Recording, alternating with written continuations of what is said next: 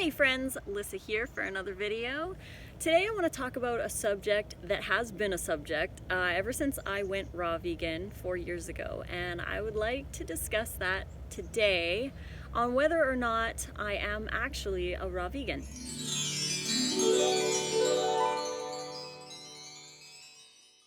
Now, I call myself a raw vegan because that kind of describes in general how I eat.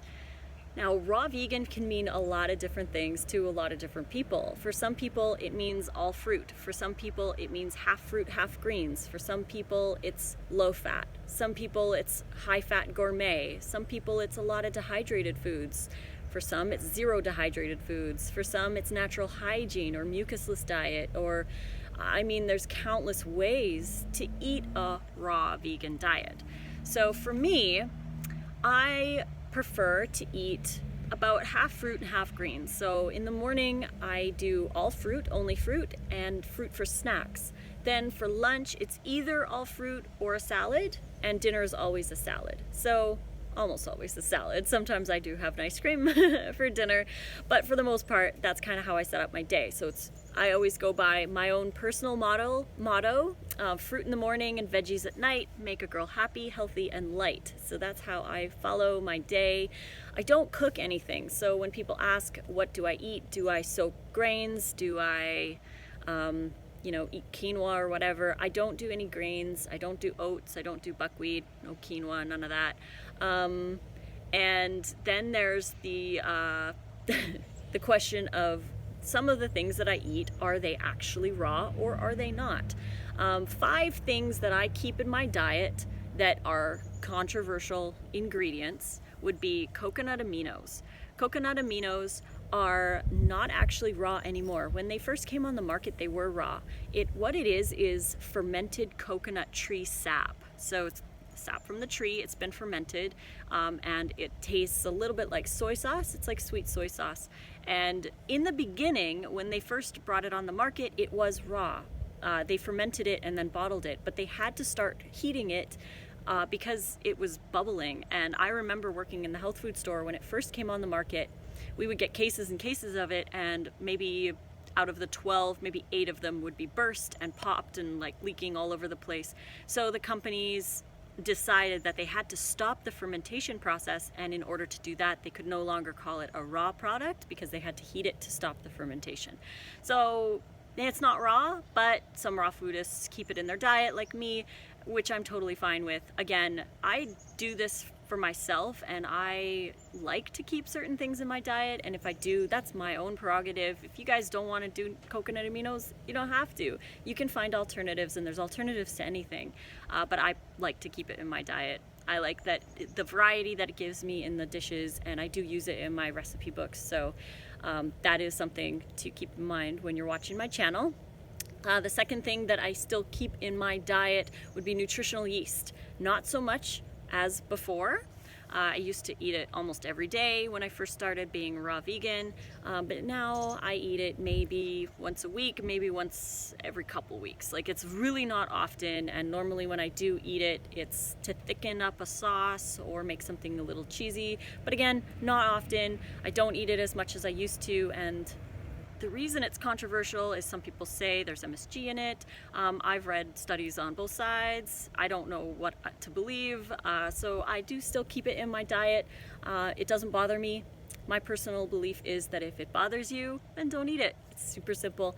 Just because someone else eats it doesn't mean that you should too, and vice versa. So that said, you can replace it or leave it out.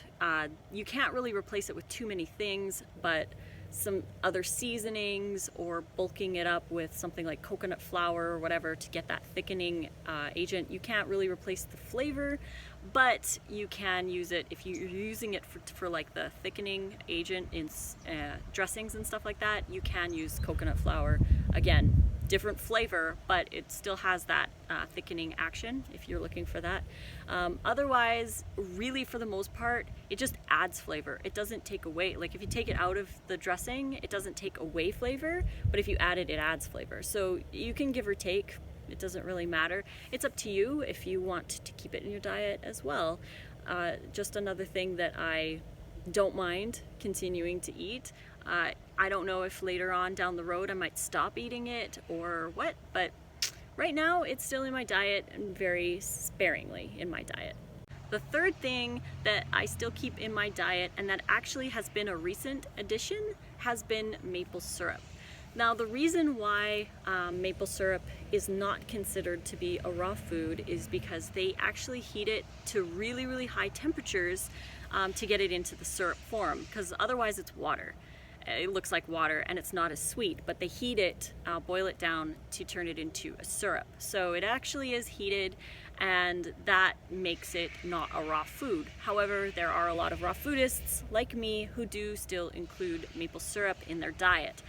The reason I still do is because it was one of the only things that I really missed being a raw vegan, and being Canadian, it's everywhere. So I really missed the flavor of maple syrup, and there really isn't anything comparable flavor-wise. So I decided that since number 4 I keep in my diet, which would be cashews, I decided, why am I keeping cashews in my diet but not maple syrup? So I kept maple syrup in my diet.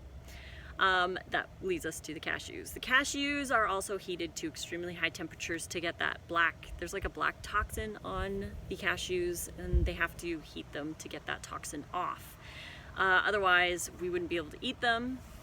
But that said, I still include cashews in my diet. You can replace them easily with sunflower seeds, but I do like the consistency that cashews bring, and sunflower seeds have a little bit more of a nuttier flavor.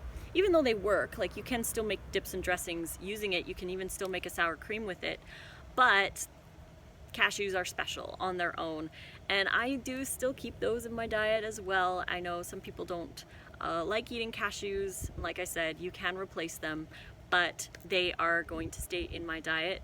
I don't eat as many as I used to. I used to use them a lot more often, and now if I do make like a sour cream as a base for many of my dressings, I'll make a cup of it and split it into 3 containers, and then those containers just go in the fridge, and they're used 3 days in a row, or even 4 days in a row if I can split it into 4 containers, just using it as a base for a lot of my dressings.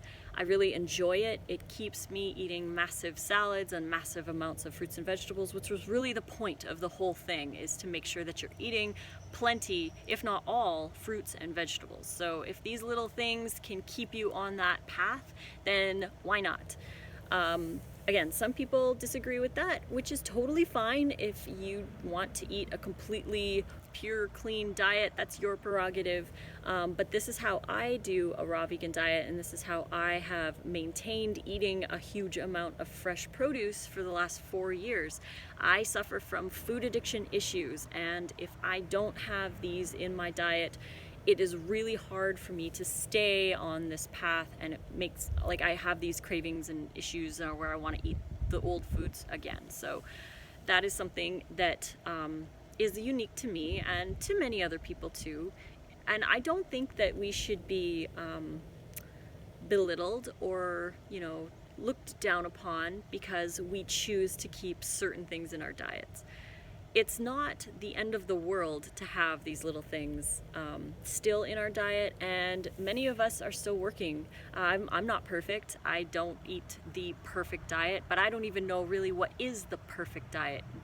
Eating all fruit, is that perfect, or do we need greens, or do we need herbs and spices? Like, some people say that herbs and spices are too stimulating for the body and they're actually toxic, but there's a lot of research supporting a lot of herbs and spices to be healing for the body. So what do you believe? It's really hard to sift through the information, and I just believe that do what resonates with you. If you feel that you don't want to be consuming herbs and spices, which would be the 5th thing that I keep in my diet, like garlic, onions, herbs and spices, which are frowned upon in the natural hygiene world, I still keep those in my diet because I need it. I feel like I need that extra stimulation, especially living in the cold. I find that it's comforting, it's warming, and it's better to have the spices in a raw vegan chili than it is to you know, default back to the cooked foods, or eventually even, I mean, I would never go back to animal products, but some people do end up going back to animal products because they're too on the extreme side. Now, some people like the extreme side and they can do it perfectly fine, but when you start to feel like you need to be perfect and you need to fit into like this little box of exactly what a fruitarian is or what a raw vegan is or any of that, as soon as you put yourself in that box, you restrict yourself. I live outside the box. I eat raw foods because that's what I want to eat, and I don't restrict myself from eating anything that I might feel bad about eating in a raw vegan diet. So for example, I used to feel bad about eating cashews, and then when I started to decide if I wanted to add maple syrup back, I felt bad. I felt like, oh, are people going to judge me? Is this wrong? Is this right? Should I take this out? And all of these thoughts actually made me stressed out, and the stress was worse than actually eating those foods. So I decided to release that and to just be a raw vegan my way. I like to do this my way, and I like to share with you guys what I'm eating. If you agree with it or not, doesn't matter, because I am living this lifestyle for myself. And I love to share with those who want to hear and those who want to see what I'm eating and those who want more information. I'm more than happy to help and to guide and to you know, figure out little things that might be bothering you in your diet too. I don't mind any of that. I love to help and I love to inspire. So that's what I want to do. And if that includes a couple ingredients that might be controversial, then that's totally fine with me. I don't mind, because it keeps me raw and keeps me compassionately eating. So I am feeling amazing eating this lifestyle. It's been 4 years and I haven't had any cooked food aside from maybe, I've talked about this before, about 3 months in I was in Mexico and I had some cooked food there. It was just steamed zucchini and potatoes and carrots, and I did have a cooked meal for my birthday 4 years ago. 4 years ago, I had some cooked vegan food for my birthday. It was before I had my channel, before I had anything. I was experimenting with a raw till 4 day, and I didn't enjoy it as much as I thought I would. My body reacted to it. I had a little bit of a mini fever. My heart started to race. I got a little sweaty. So I was like, I don't want to do the cooked food anymore. And it wasn't even as good as it smelled. It smelled way better than it tasted. So I felt I didn't need it. So it's been 4 years with those two cooked meals that I had, and I don't see myself going back anytime soon. And not to say that maybe one day I do, but I don't think that's gonna happen because I keep these things in my diet that keep me from eating those other foods, and I know for a fact that those other foods trigger me to want to eat more cooked foods and less fresh foods. So I would prefer to eat more fresh foods, so if a little bit of spice keeps me on that side, then I'll include it. So I hope you guys enjoyed this little video. If you did, please click like and subscribe to my channel to get notifications for more. You can click the little bell to get notifications sent straight to you as soon as I upload a new video. You can find me on Facebook, Lissa's Raw Food Romance, but I'm most active on Instagram at Raw Food Romance, and on Snapchat I'm also Lissa Raw Vegan. So until the next video, guys, I love you all, and fruit on.